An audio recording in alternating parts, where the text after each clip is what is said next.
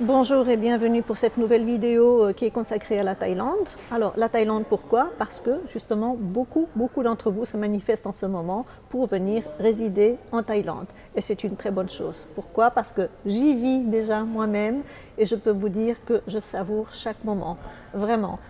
Alors quelles sont les raisons qui pourraient vous pousser, qui m'ont poussé, qui pourraient vous pousser à venir vivre en Thaïlande? Eh bien c'est simple, il y en a plusieurs. Je vais vous les énumérer, ce ne sera peut-être pas dans cet ordre-là pour vous, c'est simplement une énumération, quelle que soit la pondération par rapport à votre situation, par rapport à votre projet, à vos projets, à vous de choisir, mais en tout cas, sachez les points suivants. Premièrement, le climat. Que peut-on dire du climat thaïlandais? Franchement, il est génial. Alors, grosso modo, on peut dire qu'il y a 6 mois de pluie, 6 mois de soleil, et c'est pratiquement vrai parce que, franchement, les 6 premiers mois que j'ai été ici, ça a été 6 mois de pluie non-stop. Quand je vous dis non-stop, c'est des pluies tropicales, hein. Alors on dit le premier mois, deuxième mois. Bon, les premiers mois de pluie, ça a été un petit peu sporadique et après, une fois que les pluies se sont bien installées, je peux vous dire que ça a été parfois jour et nuit avec des éclairs à presque faire peur. Donc les pluies sont bel et bien là, bien stables, bien fréquentes. Ensuite s'installe bien sûr la saison sèche et la saison sèche c'est du pur émerveillement, c'est une pure merveille parce que bon, si vous aimez la chaleur bien sûr vous serez super satisfait, si vous n'aimez pas la chaleur ce n'est pas fait pour vous parce qu'il fait vraiment chaud. Pour résumer, 6 mois de pluie, 6 mois de soleil et c'est une stabilité qui quand même tranquillise. Alors avec ce soleil, cette belle température, bien sûr vous pouvez profiter de toutes les plages à travers tout le pays puisque la Thaïlande est couverte de plages. Il n'y a qu'à regarder la carte de la Thaïlande et vous avez le choix entre des plages tout aussi belles les unes que les autres. Alors le deuxième point, c'est la cherté de la vie. La cherté de la vie, il fait vraiment bon vivre pour un petit budget. Alors le petit budget c'est quoi? C'est un logement qui peut déjà commencer à 150 euros et qui peut aller crescendo selon le standing que vous désirez et le quartier, la ville, la modernité que vous désirez. Alors en général, on peut vraiment bien se loger pour très peu. Et quand on parle de condos, vous savez, ce sont ces buildings avec les flats, ce qu'on appelle chez nous les flats. Eh bien, elles ont toutes leur piscine commune et avec des températures pareilles, franchement, c'est plus que nécessaire et c'est plus que agréable d'avoir sa piscine juste en bas de chez soi.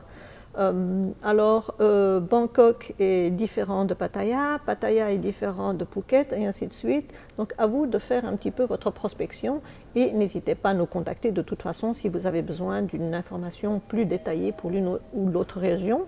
Mais sachez que au niveau budget logement, vous pouvez facilement vous loger à partir même de 150 ou 250 euros. Hein. Et en général, ce sont des logements déjà complètement fournis, c'est-à-dire qu'ils sont meublés. Vous avez la vaisselle, vous avez la literie, vous avez le sofa, vous avez tout. Vous n'avez qu'à arriver avec votre valise. Et puis faire à votre goût si vous désirez changer quelque chose, bien sûr. Mais la norme, c'est quand même de louer déjà meublé. C'est très rare, hein. Je n'ai jamais vu qu'il y avait quelque chose à louer non meublé. Acheter oui, mais louer non. Alors, à part la location, vous avez bien sûr l'achat. Alors, l'achat est aussi très peu cher par rapport à ce qu'on connaît chez nous. Vous avez des condos, quand je dis condo, c'est condominium, hein, c'est la façon d'appeler les flats ou appartements. Alors, quand vous désirez acheter, eh bien, vous avez vraiment une accessibilité très intéressante puisque à partir de même 30 000, voire en bas de 30 000, vous pouvez déjà devenir propriétaire. Alors, la règle pour être propriétaire en Thaïlande, c'est quand même de détenir maximum 49% du bien entier. Donc, si vous êtes dans un condominium, donc un immeuble qui comprend plusieurs condominiums, eh bien, votre proportion de 49% doit s'inscrire dans les 49% maximum de la totalité de cet immeuble. Donc, au moment où vous décelez quelque chose qui vous intéresse, eh bien, vous aurez la chance d'être dans les 49% de la totalité ou pas. Donc, faites aussi attention à ce point-là. Donc, alors si vous voulez acquérir une maison, donc une maison entière, une villa, c'est possible, mais il faut absolument le faire à travers une société. Donc vous ne pouvez pas être détenteur de votre bien à 100%, hein, comme je viens de vous le dire, mais en le faisant à travers une société. Donc c'est une société qui vous appartient. Et là aussi, la société, vous devez avoir minimum 2 associés, donc il faut avoir 3 associés au total. Vous pouvez donc avoir cette vie-là à travers la société que vous créez. Donc ça, ce sont les 2 façons d'acquérir un bien, soit un condo, soit une villa. Alors, quand on parle de la cherté de la vie, oui, qu'est-ce qu'on peut dire d'autre? Bien sûr, les transports. Les transports sont pour 3 fois rien. Alors ici, vous voyez, ici c'est une pièce de 10 bahts. Eh bien la pièce de 10 bahts, elle peut vous mener jusqu'à des 10, 12, 15 km en transport en commun. C'est ce qu'on appelle ces espèces de tuk-tuk, mais ce sont les tuk-tuk longs, puisque les tuk-tuk n'existent plus qu'en version taxi maintenant, ils existent toujours, c'est la fierté de la Thaïlande, mais ils sont plutôt utilisés en forme de taxi privé, donc un trajet privé. Alors que les song teo, hein, donc song veut dire 2 en thaïlandais et teo ça veut dire banquette, banc, ce sont les tuk-tuk version longue qui ont donc 2 banquettes et qui peuvent transporter 10 personnes assises et encore 4-5 personnes debout. Eh bien, quand vous prenez le song teo, il vous suffit d'avoir cette pièce de 10 bahts qui est l'équivalent de 28 cents, hein, 28 eurocents, et vous avez toute la distance que vous désirez avec ces 10 bahts. Vous montez à n'importe quel point de votre trajet, vous faites signe au véhicule de s'arrêter, vous montez et quand vous descendez, vous donnez votre pièce au chauffeur. Alors il existe donc des sonnettes hein, sur tout le long du véhicule et ce qui est vraiment super avantageux ici, c'est que vous montez à n'importe quel point, n'importe quel endroit et vous descendez à n'importe quel endroit. C'est super, super pratique. Alors autre chose à tenir en compte, eh bien donc c'est simplement les restaurants, la nourriture, tout ce qui est légumes, ça coûte 3 fois rien. Alors les fruits, n'en parlons pas. Vous avez des petits chariots tous les 10 mètres qui vendent des fruits déjà pré-découpés. En général, quand vous vous adressez à eux, ce sont des petits détaillants qui vous vendent le fruit vraiment à la pièce, même à la demi-pièce, hein, puisque un ananas, il va vous le vendre à moitié ou entier s'il est tout petit. Et une papaye, il va vous vendre la moitié d'une papaye coupée en petits dés et ainsi de suite pour tous les autres fruits. Et c'est vraiment hyper pratique parce que premièrement, ça vous permet de n'acheter que des petites proportions et deuxièmement, c'est vraiment, vous faites un régime de fruits absolument fabuleux puisque c'est des multifruits, ananas, mangue, papaye, fruits de la passion, etc. Pour 3 fois rien.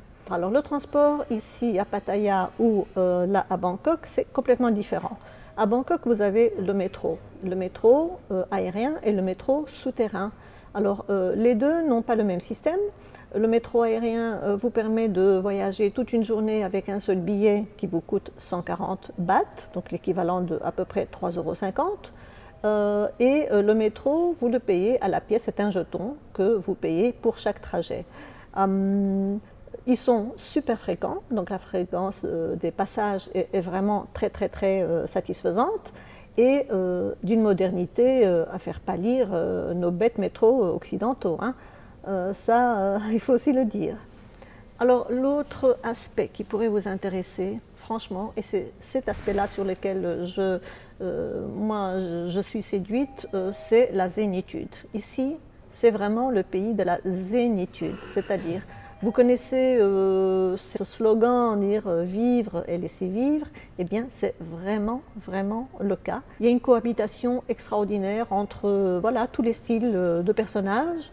Vous le savez également qu'il y a toute une communauté de garçons convertis en filles, donc voilà, qui se sont fait opérer pour devenir littéralement une fille, ce qu'on appelle les lady boys.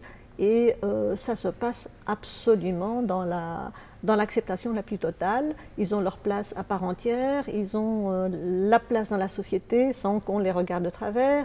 Vous êtes en short, vous êtes en longue robe, vous êtes en costume, vous êtes en sandales, vous êtes en tout ce que vous voulez. Vous faites comme vous voulez tant que vous vivez dans le respect et voilà, le respect de l'autre et le respect de la tradition, et tout le monde vous fichera la paix. Alors c'est marrant parce que quand je suis arrivée au début, une amie m'avait dit, une amie que j'avais rencontrée ici sur place, m'avait dit ici, fais bien attention à la façon de s'adresser aux locaux. Il ne faut jamais leur crier dessus, même quand tu es dans ton droit. Même quand ils ont fait une erreur, tu es vraiment mal barré si tu leur cries dessus, parce que de toute façon, le local aura toujours raison. Et c'est vrai, il faut toujours faire profil bas, c'est le genre de situation qui ne se présente, je dirais, pratiquement jamais. Mais si jamais ça arrive, vous êtes dans le cas où, pour une raison quelconque, vous êtes un petit peu en conflit verbal avec quelqu'un, sachez, il faut juste faire profil bas, ne pas l'engueuler, ne pas voilà, lui montrer un manque de respect. Ça, c'est hyper important parce que de toute façon, sachez que devant une personne de loi, c'est vous qui serez en tort de toute façon, même si vous avez toutes les raisons de votre côté dans la pratique. Donc, c'est un petit point à retenir aussi. Alors, l'autre aspect de la zénitude, c'est ah oui, moi quand je suis arrivée ici au début, je cherchais une noix de coco par exemple et je ne trouvais pas où m'en procurer. Eh bien, j'étais au lavoir et un bonhomme simplement a été m'en chercher une avec sa mobilette. Il est revenu, il me l'a donnée. Il n'a même pas voulu que je paye cette noix de coco. Il y a cette serviabilité qui est aussi extrêmement agréable. Alors donc je disais que les ladyboys sont hyper fréquents. Donc la Thaïlande est également connue pour tout le côté médical, dentisterie, opérations esthétiques, etc. Donc elle est très renommée et ça se passe très bien. Donc le côté médical également, tout ce côté de médecine naturelle est très fréquent, par massage, par acupuncture, par clinique entièrement dédiée aux soins naturels. C'est aussi quelque chose à ne pas négliger, en tout cas en ce qui me concerne, c'est un point clé puisque je ne prends jamais de médicaments et je refuse littéralement d'en prendre, quelle que soit la situation. Je trouve toujours un moyen de contourner la prise de produits chimiques. Donc ici en Thaïlande, vous avez les massages, je crois qu'il y a plus de salons de massage que de personnes dans la ville, pour à peine exagérer. Il y a ce côté aussi où vous pouvez vous faire du bien à très petit prix. Alors un massage, pour vous donner une ordre de prix, c'est à peu près 400-500 bahts pour une heure, c'est-à-dire un peu plus de 10 euros. Pour environ 10 euros, vous pouvez trouver quelque chose voilà, pour une heure de massage, de remise en forme, disons, relaxer, etc. Alors vous avez également un tas d'aquariums sur les rues avec des petits poissons qui vous massent les pieds. Donc ça coûte à peu près 100 bahts, donc l'équivalent de 2,80 €. Et vous avez un quart d'heure de petits massages par des petits poissons comme ça.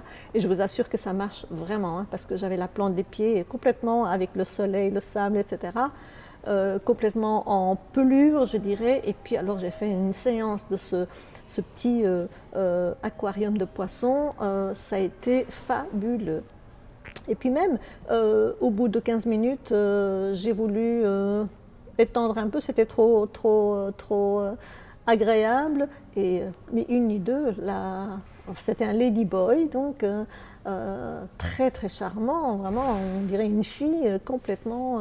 Ils sont très coquets, très coquets. Elle me dit oui, d'accord, tu peux rajouter 5 minutes. Et donc il y a toujours ce côté de vouloir faire plaisir et de vouloir aller dans le sens de votre désir, de votre souhait. Alors à côté de ça, il y a quand même aussi le fait que le pays du sourire n'est plus ce qu'il était, hein. Ça, c'est aussi quelque chose à bien mettre aussi en évidence parce qu'on dit la Thaïlande, le pays du sourire. Il y a des endroits où quand même, de temps en temps, on vous tire la tête, on ne vous dit pas bonjour alors que vous dites bonjour en rentrant.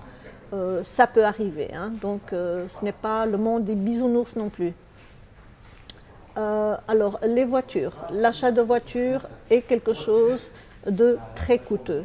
Très coûteux parce que par rapport à, par exemple, la Belgique ou la Belgique est moins chère que la France, eh bien, c'est vraiment du simple au double, du simple au triple. Une voiture que vous payeriez 5 000, 10 000, disons 10 000 euros chez nous, eh bien, vous la payerez 30, 35 000 ici. Facile, facile. Donc, et heureusement qu'il y a ce système de tuk-tuk, de transport en commun qui est très très très abordable et que les gens peuvent se mouvoir sans devoir acquérir un véhicule.